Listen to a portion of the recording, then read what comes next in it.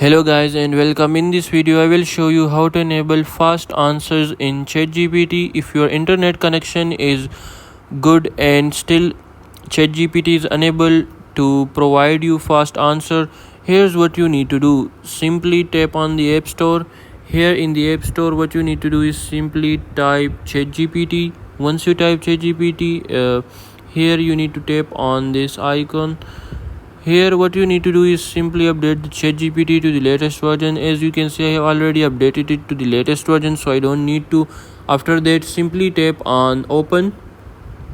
And here once you tap on open, what you need to do is simply tap on the two white lines in the top left corner of the screen. Here tap on the settings icon in the bottom middle.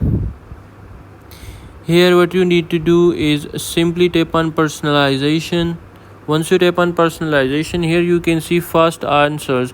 ChatGPT can sometimes use its general knowledge to give fast, in-depth answer. These are not personalized and don't use your memory. You can simply turn this option on, and now your ChatGPT will be able to give you fast answers. So that's it for this video. Make sure to like and subscribe for more. Until next time, see you soon in another video.